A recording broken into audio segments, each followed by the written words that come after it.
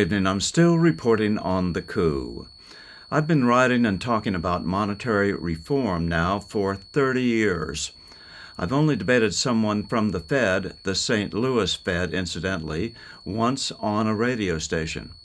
I believe I still have an audio tape of that encounter because, astonishingly, I whipped him on how United States money is created as an interest-bearing debt, and that's how our national debt is created, as a debt to the U.S. government, which we, the taxpayers, have to eventually cover out of our own pockets. But why? Why not just create the money without the debt? That's why I call it the debt money system. Ever since then, I've wondered how someone big time in the economics world could know so little about the system they are caretakers of. This morning, Beth found this little gem. A man named Jared Bernstein is being interviewed by an unnamed woman who seems to understand that something is very, very wrong with the money system of the world's greatest constitutional republic when it is so horribly constructed as to create trillions of fresh debt every year. On top of that, Mr. Bernstein is no ordinary economist. He is no one less than Joe Biden's chairman of the Council of Economic Advisors. You just won't believe what you are about to see in this tiny 102-second clip. The U.S. government can't go bankrupt because we can print our own money. It obviously begs the question, why exactly are we borrowing in a currency that we print ourselves?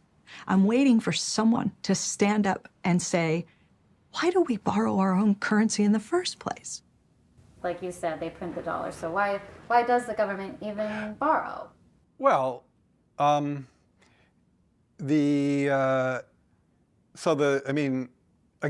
some of this stuff gets, some of the language that some of the language and concepts are just confusing. I mean, the government definitely prints money, and it definitely lends that money, which is why the government definitely prints money, and then it lends that money by selling bonds. Is that what they do? They sell bonds. Yeah, they sell bonds, right? Because they sell bonds and people buy the bonds and lend them the money. Yeah. So a lot of times, at least to my ear with MMT, the language and the concepts can be kind of unnecessarily confusing, but there is no question that the government prints money and then it uses that money to, I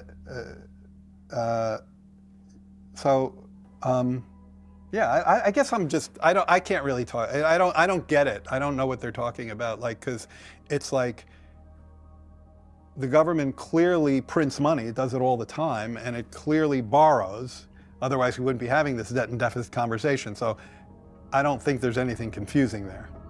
So here is the simple truth about how our money gets created as an interest-bearing debt.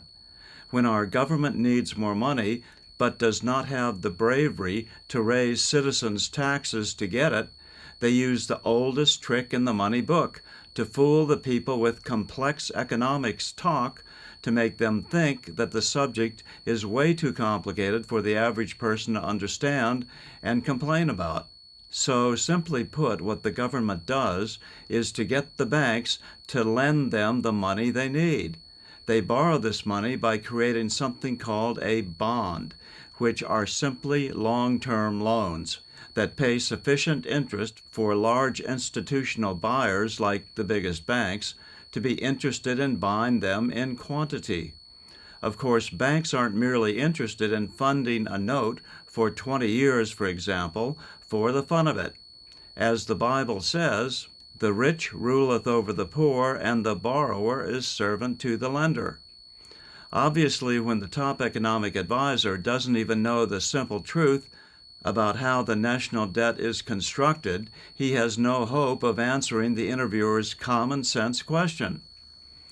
Our money should not be based on borrowing. The essence of a sovereign nation is to use only sovereign money. In fact, that is the very definition of a sovereign nation. You can't really enjoy sovereignty without a sovereign, that is, a debt-free, money system.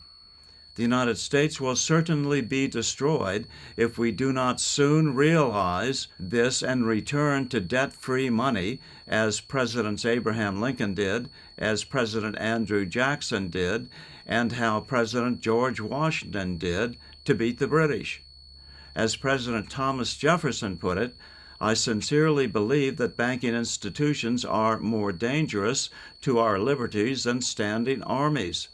The issuing power should be taken from the banks and restored to the people to whom it properly belongs.